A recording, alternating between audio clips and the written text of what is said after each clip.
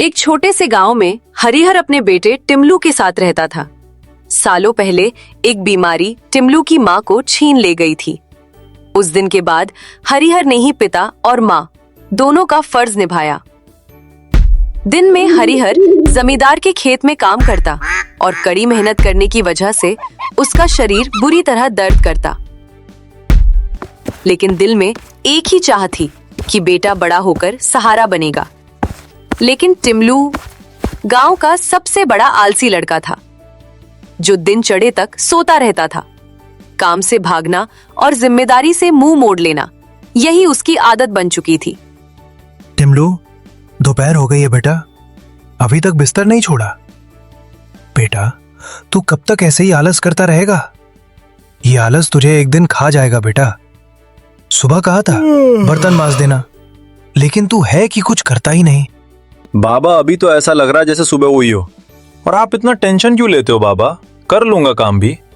लेकिन बाबा, आप यहाँ क्या कर रहे हैं? आपको तो जमींदार के खेत में होना था अब तक। आज मैं जमींदार के खेत में नहीं जा पाया बेटा। ये शरीर अब साथ नहीं देता। अब घर की जिम्मेदारी तुम्हें उठानी होगी। हरिहर की बातें सुनकर टिमलू चिढ़ जाता है और कहता है, सीधे सीधे कह दीजिए ना कि आपको मेरा सोना पसंद नहीं। आप बहाने क्यों बना रहे हो? टिमलू की कड़वी बातें सुनकर हरिहर टूट जाता है और बिना कुछ खाए पिए जमींदार के खेतों में काम करने निकल जाता है। जब वो जा रहा होता है तो गांव वाले ताने मारते हैं। अरे हरिहर को देखो, जवान बेटा घर में बैठा रखा है और बुढ़ापे में खुद कमा रहा है। इस बेचारे की तो जिंदगी ही खराब है। पता नहीं इसकी गरीबी इसका साथ छोड़ेगी भी या नहीं। मुझे तो लगता है ये बेचारा कभी सुख नहीं भोग पाएगा जिंदगी में। हाँ भाई, बेटा जवान है लेकिन दिन भर सोता रहता है, काम धाम कुछ करता नहीं। गांव वालों की बातें सुनकर हरिहर चुपचाप अपने काम पर निकल जाता है और वो भर्राई आवाज में बोलता है, कैसा निकम्मा बेटा पाला है। पूरे गांव वाले उसके बारे में न जाने क्या क्या उल्टा सीधा बोलते रहते हैं, लेकिन एक वो है कि उसको कुछ फर्क ही नहीं पड़ता।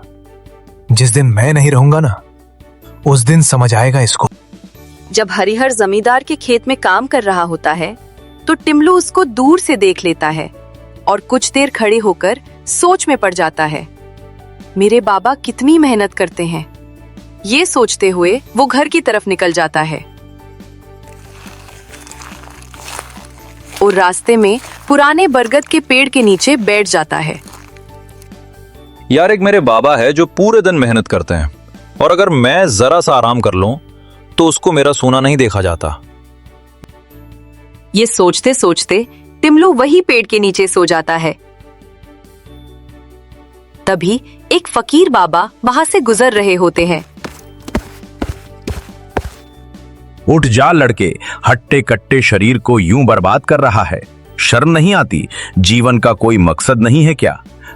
टिमलू फकीर बाबा की आवाज सुनकर खड़ा हो जाता है और टिमलू बाबा पर झल्ला कर बोलता है, अरे यार बाबा, घर पे पिताजी चैन से सोने नहीं देते, अब आप आ गए।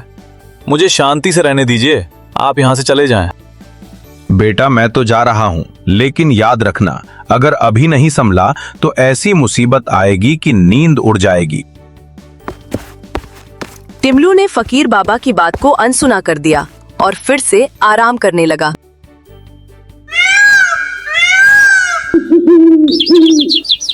कुछ दिनों बाद हरिहर की हालत बिगड़ने लगी।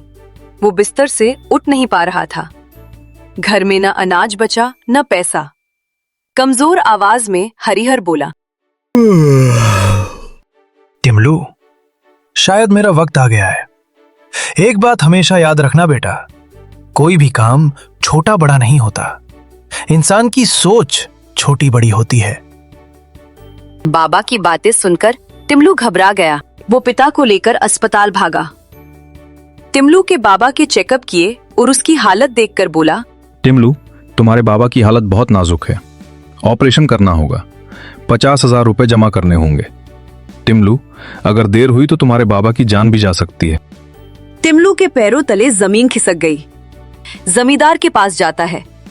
टिमलू जमींदार से बोलता है, जमींदार जी, मेरे बाबा की तबीयत बहुत खराब है, मुझे 50,000 रुपए की जरूरत है, मुझे पैसे दे दीजिए। अरे 50,000 रुपए, इतने पैसे तो तू पूरे दिन मेरे यहाँ काम करेगा फिर भी नहीं कमा पाएगा, और तू तो वैसे भी बहुत कामचोर और आलसी आदमी है। चल जा यहाँ से, कोई पैसे वैसे नहीं है। टिमलू उदास हो जाता है और वह गांव के मुखिया के घर की ओर दौड़ लगाता है। टिमलू मुखिया के पास जाता है और कहता है, मुखिया जी, मेरे बाबा बहुत बीमार हैं और हॉस्पिटल में भर्ती है, मुझे 50,000 रुपए की जरूरत है, मुझे पैसे दे दीजिए, मैं आपका एक एक पैसा चुका दूंगा।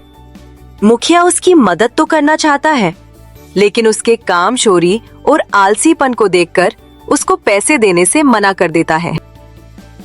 टिमलू, मैं तेरी मदद तो करना चाहता हूँ, लेकिन तू आलसी और निकम्मा कामचोर आदमी है। तू इतने पैसे नहीं लौटा पाएगा, और तेरे बाबा बूढ़े हो गए हैं। बूढ़े आदमी पर कौन बेवकूफ इतना पैसा लगाएगा। टिमलू मुखिया और जमींदार की बातें सुनकर हार थककर पेड़ के नीचे बैठ जाता है। हे भगवान, सभी ने मुझे पैसे देने से मना कर दिया, अब मैं क्या करूं, कुछ समझ नहीं आ रहा। अगर अब भी कुछ नहीं किया तो मैं अपने बाबा को खो दूंगा, मेरी मदद करो भगवान।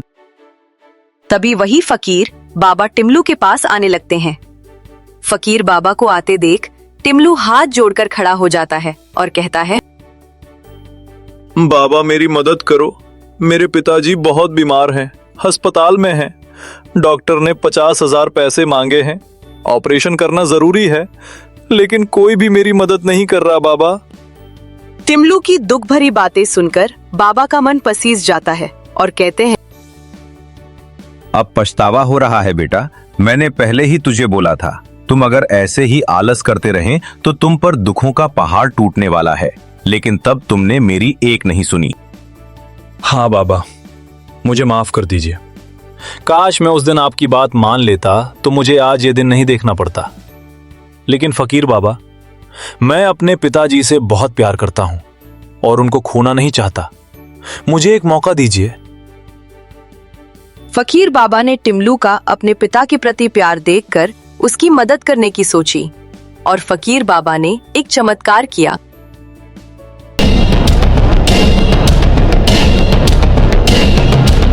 फकीर बाबा ने उसको एक जादुई कढ़ाई दी और कहा, जा इसको ले जा टिमलू, इससे तेरी सारी परेशानियां दूर हो जाएंगी।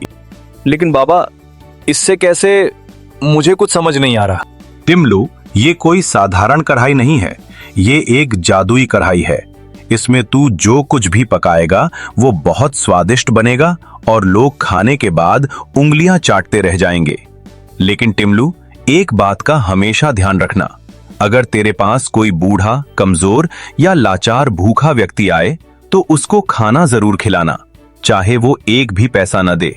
अगर तुमने इस बात का ध्यान नहीं रखा तो इस जादुई कढ़ाई का असर खत्म हो जाएगा और ये एक साधारण कढ़ाई बन जाएगी।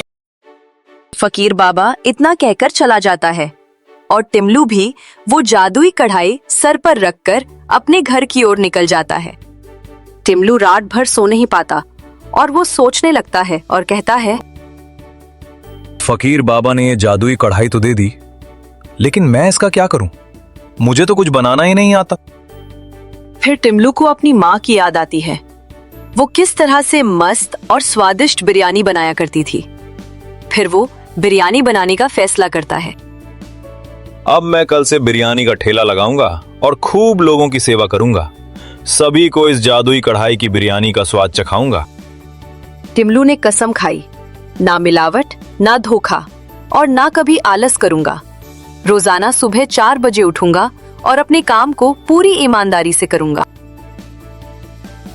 अगली सुबह टिमलू गांव के बाहर एक पुराना ठेला लगाकर खड़ा था। लोग आते और बिरयानी का मजा लेते और कहते, आहा, क्या बिरयानी है यार, मजा आ गया, वाह वाह। सही कह रहे हो भैया, वाह क्या स्वाद है। टिमलू, तेरे हाथों में बहुत स्वाद है, क्या बिरयानी बनाई है। आहा, स्वाद भी गजब का और पैसे भी बहुत कम। वाह वाह, मजा आ गया। फिर कुछ दिनों बाद टिमलू का बिरयानी ढाबा लोगों में बहुत लोकप्रिय हो जाता है। ढाबे की बिरयानी मशहूर हो गई, लोग दूर दूर से आने लगे। ढाबे पर हमेशा लोगों की भीड़ लगी रहती और सभी टिमलू की बिरयानी खाकर बहुत खुश होते। अब टिमलू ने सिर्फ 2 दिन में 20,000 रुपए कमा लिए थे, लेकिन अभी भी उसको 30,000 रुपए की जरूरत थी। वो गांव के मुखिया के पास जाता है और कहता है,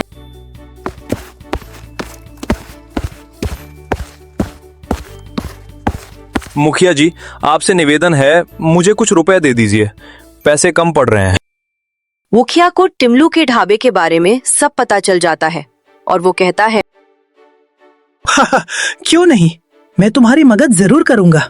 अब तुम कामचोर नहीं, काम करने वाले बन गए हो, लेकिन तुम्हें मेरा एक काम करना होगा। मुखिया जी, आप जो बोलोगे मैं वो करने को तैयार हूँ। बोलिए क्या काम करना है। मेरी 10 एकड़ जमीन सूखी बंजर पड़ी हुई है। अगर तुम आज रात उसको पूरा जोत दो तो मैं तुम्हें पूरे 30,000 रुपए दूंगा। तू चाहे तो मेरा बैल भी ले जा। और हाँ, अगर तू ये काम एक रात में नहीं कर पाया तो तुझे कुछ नहीं मिलेगा। बोलो, मंजूर है? टिमलू मुखिया की बात सुन सहम जाता है। फिर उसको अपने पिताजी की याद आती है, जो जिंदगी और मौत से लड़ रहे थे। फिर वो कहता है, हाँ मुखिया जी, मुझे मंजूर है। अगर मैं ये सारा काम एक रात में नहीं कर पाया तो तुम मुझे एक भी रुपए मत देना।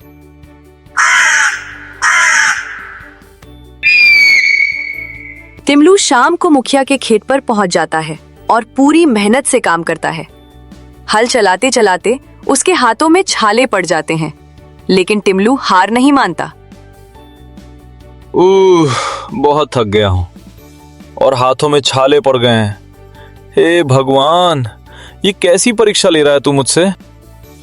उस रात ना टिमलू हार मानता है और ना ही उसका बैल, जो मुखिया ने उसको काम करने के लिए दिया था।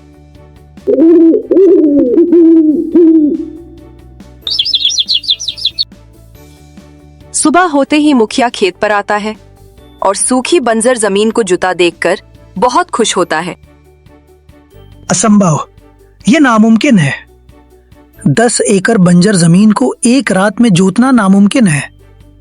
लेकिन टिमलू, तुमने अपनी पूरी मेहनत और ताकत से यह असंभव काम कर दिया। ये लो, पूरे 31,000 रुपए। 1,000 रुपए मैंने तुझे इनाम में दिए। वाह, 10 लोगों का काम तुमने अकेले ने और एक ही रात में कर दिया। टिमलू मुखिया से पैसे लेकर सीधा हॉस्पिटल जाता है और डॉक्टर से कहता है, ये लो डॉक्टर, अब मेरे बाबा को बचा लीजिए। डोंट वरी टिमलू, घबराने की कोई बात नहीं है। मैं अभी ऑपरेशन शुरू कर देता हूँ। कुछ समय बाद डॉक्टर मुस्कुराते हुए आता है। बधाई हो टिमलू, तुम्हारे पिताजी का ऑपरेशन सक्सेसफुल रहा। कुछ दिनों बाद डॉक्टर हरिहर की छुट्टी कर देता है और कहता है, टिमलू, अब तुम्हारे पिताजी बिल्कुल स्वस्थ हैं। अब तुम इनको घर ले जा सकते हो, लेकिन हर सप्ताह तुम्हें चेकअप के लिए आना होगा। ठीक है डॉक्टर साहब, मैं हर सप्ताह जरूर आऊंगा दिखाने के लिए। दोनों हॉस्पिटल से घर आ जाते हैं और टिमलू रोजाना पिताजी को दवाई खिलाता और हर सप्ताह उनको चेकअप कराने ले जाता और सुबह 4 बजे उठकर अपनी बिरयानी बनाने लगता। गांव वाले हैरान थे। कल तक जो लड़का सिर्फ सोता रहता था, आज वो सूरज निकलने से पहले काम में लग जाता है। इस तरह टिमलू रोज बिरयानी का ठेला लगाता और कमजोर, बुजुर्ग, बच्चे, भूखे लाचार लोगों को खूब बिरयानी खिलाता। जो भी टिमलू के ढाबे पर आता, वो टिमलू की बिरयानी जरूर खाकर जाता। कुछ दिन बाद फकीर बाबा टिमलू के ढाबे पर आता है और देखकर बहुत खुश होता है। बोलता है, हाँ टिमलू बेटा, तुम इस जादुई कढ़ाई का सही इस्तेमाल कर रहे हो। टिमलू, एक बात हमेशा याद रखना, आलस इंसान को गिराता है और मेहनत उसे वहीं से उठाकर उसकी किस्मत बदल देती है। फकीर बाबा की बातें सुनकर टिमलू बोलता है, ठीक है बाबा, मैं कभी भी आलस नहीं करूंगा और हमेशा कमजोर, बुजुर्ग, बच्चे, भूखे, लाचार लोगों की मदद करूंगा और हमेशा आपके बताए मार्ग पर चलूंगा। इस तरह टिमलू फकीर बाबा की बातों पर अमल करता है और दिन दोगुनी रात चौगुनी मेहनत करता है और अपनी किस्मत बदल लेता है।